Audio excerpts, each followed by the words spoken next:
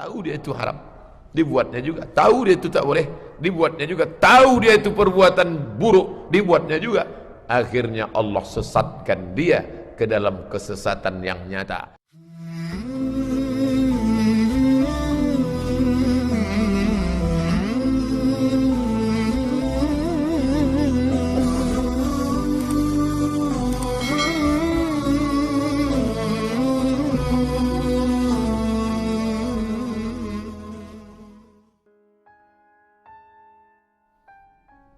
Datanglah seorang pelaku perbuatan maksiat, hobinya buat dosa saja sama dia. Lalu kemudian bertanya orang ini kepada Ibrahim bin Adham, "Wahai Tuan Ibrahim bin Adham, ya, bolehkah aku melakukan perbuatan maksiat?" Kata Ibrahim bin Adham, "Boleh." "Loh, kok boleh?" "Bisyurut." Boleh bersyarat. Dalam kurung syarat dan ketentuan berlaku. Apa syaratnya Ibrahim? An takhtabi fi makanin la yarakallahu fihi.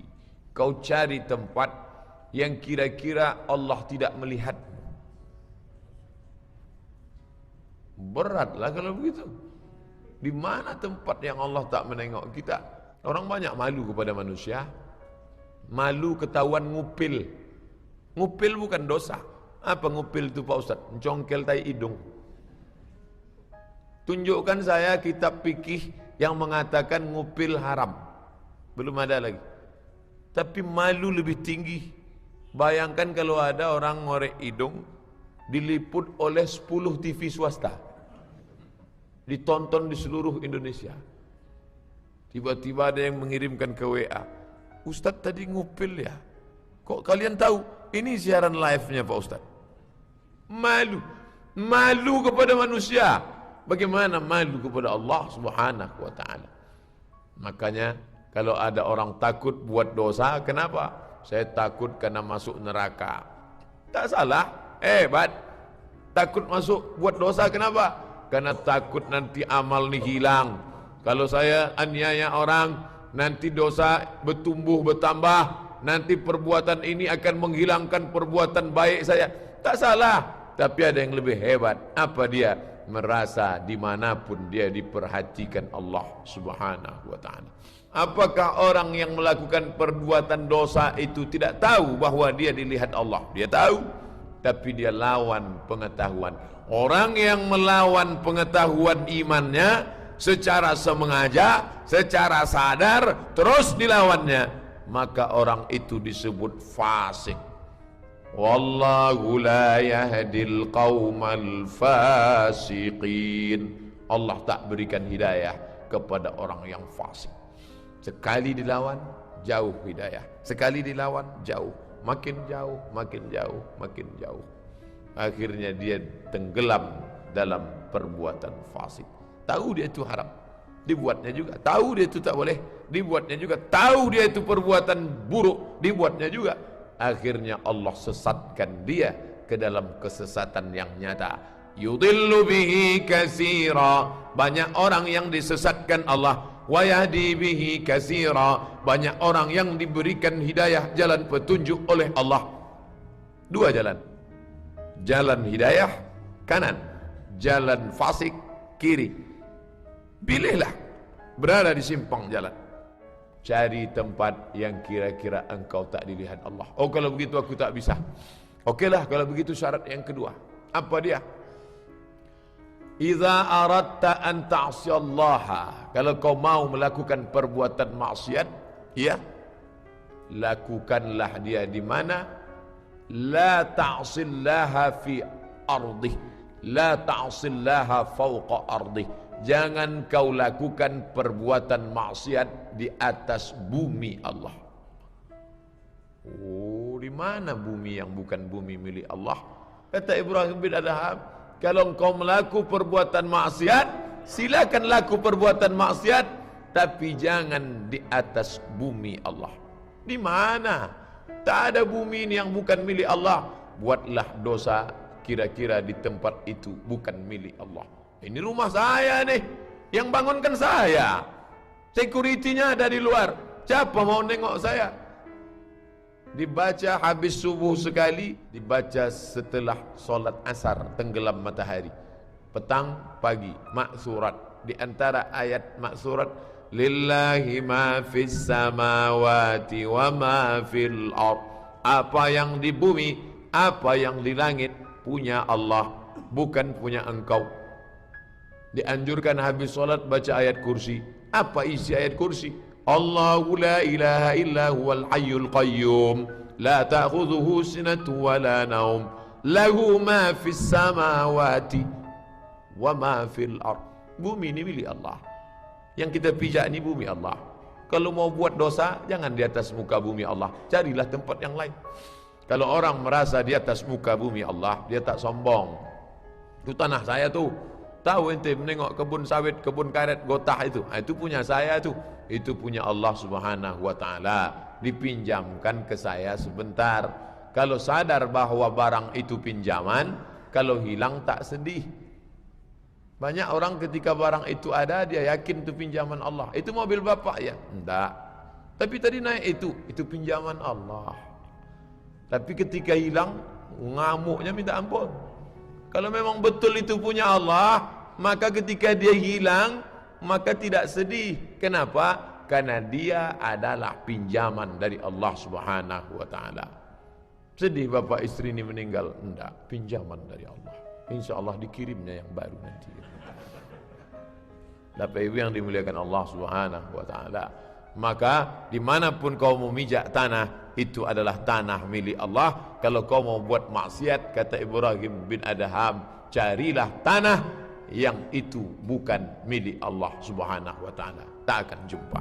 Yang ketiga, idza aradta an ta'sillaha, kalau kau mau melakukan perbuatan maksiat, ya, maka lakukanlah perbuatan maksiat ketika engkau tidak lagi memakan min rizqillah, kau tidak lagi memakan dari rezeki Allah Subhanahu wa taala. Kapan itu? Tidak akan ada.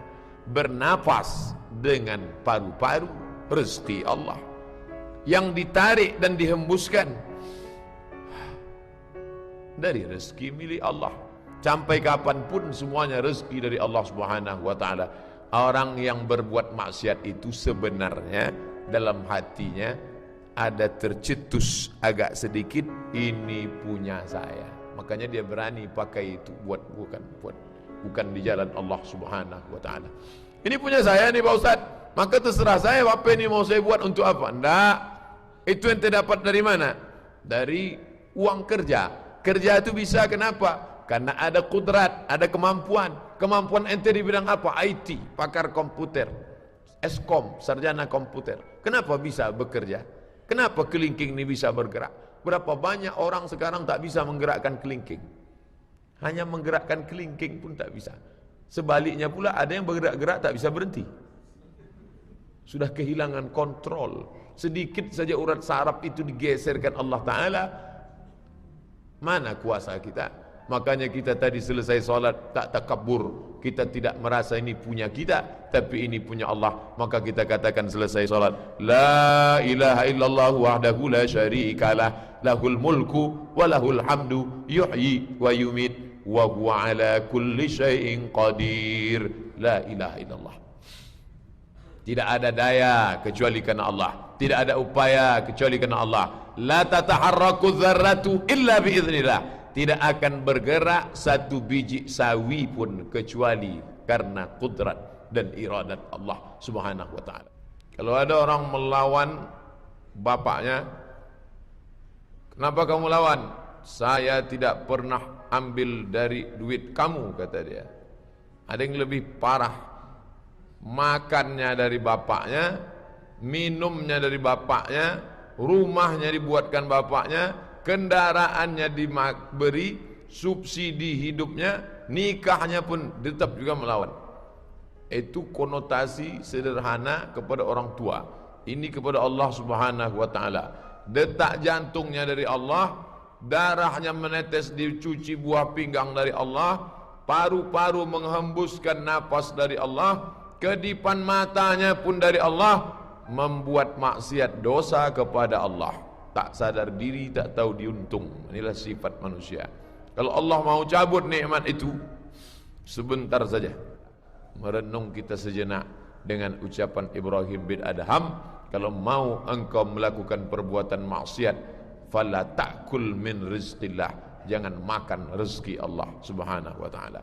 Yang keempat, idza asaitallaha, kalau kau sudah melakukan perbuatan maksiat kepada Allah, faja'at al-malaikah, lalu kemudian datang malaikat, tasuquka ilan nar, malaikat menggiring, menarik engkau ke dalam neraka, fala tadhhab ma'aha, jangan engkau ikut dengan malaikat. Sesudah berbuat dosa, nanti digiring masuk neraka. Wasiqal ladzina kafaru ila jahannam zumara, orang yang berbuat dosa itu akan digiring, ditarik ke dalam neraka.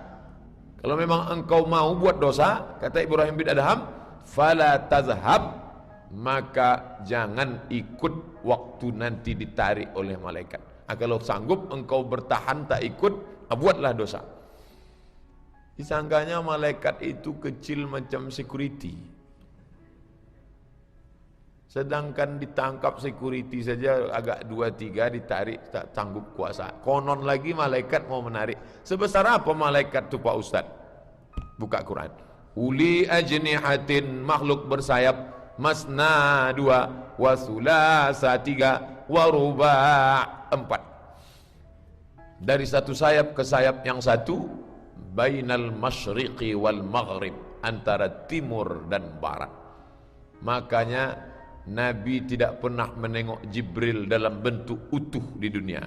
Kapan baru nampaknya Jibril itu dalam bentuk sempurna? Laqad ra'ahu nazlatan ukhra inda sidratil muntaha, waktu Isra Mi'raj di sidratil muntaha. Kenapa waktu di dunia tak nampak bentuk utuh? Andai malaikat itu dalam bentuk fisik semen, bertulang, berdaging, berkulit, tak muat dunia ini hanya untuk Jibril alaihissalam. Maka dilihatnya dalam bentuk, Allah menunjukkan dalam bentuk cahaya, karena cahaya tidak mengambil tempat. Cahaya, cahaya, cahaya. Sebesar apapun cahaya di ruangan ini tidak mengambil tempat, karena cahaya bukan fisik. Malaikat seandainya turun dalam bentuk fisik, tak muat dunia ini. Kalau engkau melakukan perbuatan dosa, datang nanti malaikat, la tazhab, jangan kau pergi bersama mereka. Sanggup tak? Kata si pelaku maksiat tadi, aku tak sanggup. Berat-berat betul syarat ente ini, wahai Tuan Ibrahim bin Adham. Syarat yang kelima, syarat yang kelima kata dia, nanti ketika engkau melakukan perbuatan maksiat di hadapan Allah Subhanahu wa taala, lalu kemudian dicatat oleh malaikat, ra'aita sahifata zunubika, ra'aita, kau lihat dengan matamu, sahifata, lembaran-lembaran, zunubika, dosa-dosamu, fangkir ala ma fa'alta, maka fangkir, ingkarilah semua yang sudah kau lakukan dulu. Tengok dosa. Terus, ini perbuatan dosamu, iya, ingkarilah. Katakan kepada malaikat, hai malaikat, kalian salah tulis nih. Sanggup ente melakukan itu? Kalau sanggup, lakukanlah perbuatan dosa. Maka nanti sampai masanya ditunjukkan buku catatan itu, apa kata Allah? Iqra, baca. Selama ini disuruh Iqra bismi rabbikal ladzi khalaq, sekarang enggak, Iqra kitabak, baca buku catatan amalmu. Sampai-sampai orang yang menengok buku catatan itu, apa kata dia? Mali hadzal kitab, mengapa buku catatan saya ini la yughadiru saghiratan, semua yang kecil-kecil, wala kabiratan, semua yang besar-besar, illa ahsaha, semua tercatat dalam buku catatan yang nyata. Tak ada yang luput dari catatan. Maka orang kalau mau berbuat dosa, agak-agak kira-kira sanggup tak kita mengingkari malaikat? Jangankan mau mengingkari malaikat, mengingkari pegawai Telkomsel aja kita tak sanggup. Meledak rekening HP, rekening telepon, komplain. Ini gimana nih? Jangan-jangan salah mesin kalian nih. Sebentar ya Bu, jangan ngamuk-ngamuk dulu Bu. Ini nanti Pak, jangan marah-marah dulu Pak. Tenang. Kita lihat aja print outnya nanti. Sebentar ya, di print out kan. Tengok. Rupanya memang betul. Banyak ngobrol tak terasa. Ini jam sekian nelpon ke Amsterdam, jam sekian nelpon ke ini, jam sekian ini. Betul Bapak yang ngomong. Iya, kok enggak ingat saya ya? Kita tak ingat perbuatan itu. Bapak Ibu yang dimuliakan Allah Subhanahu wa taala, ketika kita tak ingat, tapi ada yang mengingat, ada yang mencatat. Katibin, kataba, menulis. Katibin, menulis. Nanti sampai masanya, wa kulla syai'in ahsaynahu fi imamim mubin. Semuanya kami hitung, semuanya kami catat dalam buku induk yang nyata. Besar sekali Pak Ustadz catatan itu nanti, ya. Berapa eksemplar? Wallahu a'lam bishawab. Dulu orang sulit untuk membayangkan sebesar apa buku catatan manusia. Sekarang mudah saja. Buku PDF bisa disimpan dalam flash disk, dalam eksternal 1 tera. Dulu satu komputer 4 giga, kecil. Sekarang satu eksternal flash disk bisa sampai hard disk eksternal bisa 1 tera, 1000 giga, bisa. Kenapa mustahil bagi Allah untuk menyimpan buku catatan kita? Dosa kecil yang dilakukan secara terus-menerus menjerumuskan orang. Orang tak pernah masuk ke dalam sumur tua karena nampaknya besar, tapi orang banyak jatuh terpeleset karena kerikil kecil dan karena kulit pisang, karena dia anggap itu tidak berbahaya. Justru yang kecil itulah yang menjerumuskan kita ke dalam azab Allah Subhanahu wa taala.